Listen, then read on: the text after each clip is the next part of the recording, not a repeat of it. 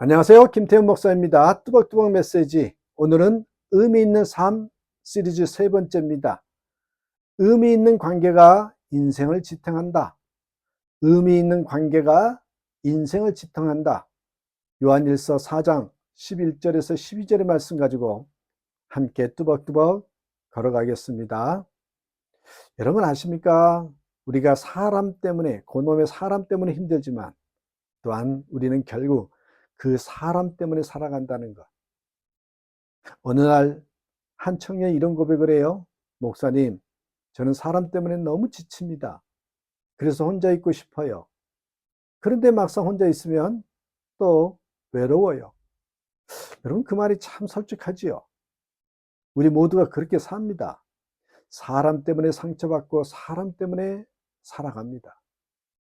관계는 우리를 가장 아프게 하지만 동시에 우리를 가장 회복시키는 통로이기도 합니다. 하나님은 인간을 혼자 살도록 만들지 않으셨습니다. 에덴 동산에서 하나님이 처음 하신 여러분 부정적인 선언이 뭐예요? 보시기에 좋지 않다. 보시기에 좋지 않다가 아니라 사람이 혼자 사는 것이 좋지 않다고 했어요. 보시기에 좋지 않다 그렇게 표현하지 않고요. 사람이 혼자 사는 것이 좋지 않다. 그게 여러분 첫 번째 선언이었어요. 관계는 그래서 선택이 아니라 우리 존재의 본질입니다. 우리는 사랑하도록 창조되었습니다. 그래서 여러분 관계가 무너질 때 인생도 무너집니다. 사람과의 관계는 단순한 감정의 문제가 아니라 영혼의 건강과 직결되지요. 어떤 사람은 외로움이 아니라 이 관계의 단절 때문에 무너져요. 용서하지 못하는 마음, 여러분 쌓인 오해, 다친 대화, 이런 것들이 우리 영혼을 서서히 마르게 만들어요.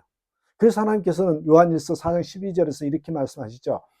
너희가 서로 사랑하면 하나님이 너희 안에 거하시고 그의 사랑이 온전히 이루어진다. 관계가 회복될 때 하나님이 그 안에 임하신다. 여러분 관계라는 것은 어떤 면에 보면 영적 공간이에요. 그 안에 사랑이 있으면 천국이 되고 미움이 있으면 지옥이 되는 것이죠. 그렇습니다. 하나님은 관계 안에서 자신을 드러내십니다. 많은 사람이 하나님을 느끼고 싶다 말하죠. 그러나 하나님은 감정으로 느껴지는 존재가 아니라 이 사랑의 관계 속에서 경험되어지는 그런 분이십니다. 그래서 성경은 말을 하죠.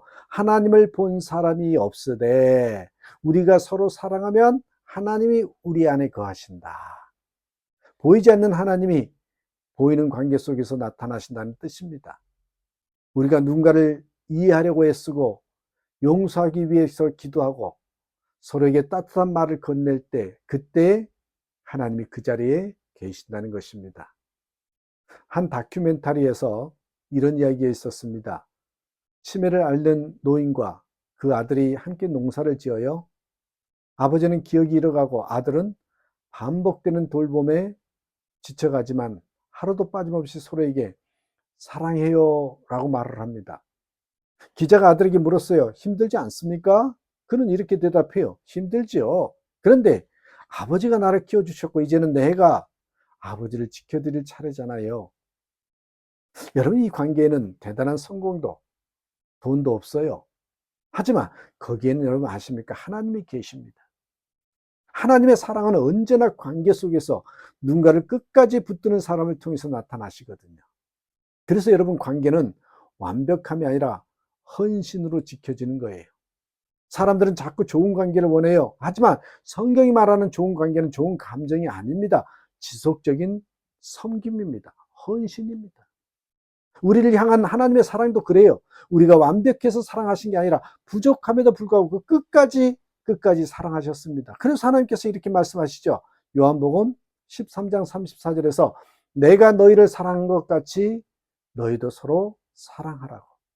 이 사랑은 감정이 아니라 선택입니다. 용서하기로 선택하고 다시 품기로 결정하고 먼저 손 내밀기로 결단하는 사랑이죠. 그 선택이 바로 의미 있는 삶의 시작입니다. 그렇습니다. 관계는 나를 닮는 사람이 아니라 나를 변화시키는 사람을 통해서 자라납니다. 우리는 나와 맞는 사람만 곁에 두고 싶어 하지요. 하지만 하나님은 종종 나를 다듬을 사람을 보내셔요. 내 인내를 훈련시키는 사람, 내 자존심을 내려놓게 만드는 사람, 내 사랑의 깊이를 점검하게 하는 사람, 그런 사람이 때로는 불편하지만 그 관계 속에서 내 믿음이 성장해요. 그래서 하나님께서 말씀하시죠. 내가 너를 세워가기 위해 그 사람을 곁에 두었다고. 내가 너를 세워가기 위해서 그 사람을 곁에 두었다고. 여러분, 관계는 불편함을 통해서 성숙합니다. 우리가 진짜로 사랑을 배우는 것은요, 쉽고 편한 관계가 아니라 다른 사람을 이해하려고 애쓰는 자리입니다. 그래서 사랑은 하나님을 보여주는 가장 강력한 증거라는 거예요. 어떤 이들은 이렇게 말해요. 교회를 다녀도 기도해도 왜 하나님이 느껴지지 않죠? 그때 저는 이렇게 묻습니다. 요즘 누군가를 사랑하고 있나요? 사랑 없는 신앙은 빛이 꺼진 등불과 같습니다. 겉은 교회지만 안에는 생명이 없습니다. 하나님을 느끼고 싶다면 누군가를 품으십시오. 용서할 수 없는 사람을 위해서 기도해 보십시오. 그 순간 하나님이 느껴질 것입니다. 그분은 언제나 사랑의 자리에 계시기 때문이지요. 그렇습니다, 여러분. 그래서 관계의 회복이요, 곧 의미 회복이에요. 의미를 회복하고 싶다, 의미 있는 삶을 사고 싶다 그러면 관계가 회복돼야 됩니다. 많은 이들이 삶의 의미를 찾기 위해서 성공, 자기 개발 혹은 혼자만의 평안에 집중합니다. 하지만 진짜 의미는 사람을 통해 발견합니다. 하나님은 사람을 통해 이루하시고 사람을 통해 우리를 회복시키십니다. 그래서 의미 있는 삶은 언제나 관계 중심의 삶이에요. 내가 누군가에게 위로가 되고 누군가가 내게 하나님의 손길이 되는 순간, 그것이 바로 의미 있는 자리입니다. 여러분, 인생은 결국 관계 이야기입니다. 돈도 명예도 시간도 사라지지만 관계는 영원히 남습니다. 하나님은 오늘도 우리에게 묻습니다. 너는 사랑하며 살고 있니? 아직 용서하지 못하는 사람이 있습니까? 마음을 닫은 관계가 있습니까? 그것이 바로 하나님이 기다리시는 자리입니다. 사랑은 감정이 아니라 결단입니다. 오늘 사랑하기로 결단하십시오. 그 결단이 하나님을 경험하는 통로가 될 것입니다. 그래서 여러분, 진정 관계를 통해 의미가 회복되고 의미 있는 삶이 되는 저와 여러분 되시길 주님의 이름으로 축복합니다. 감사합니다.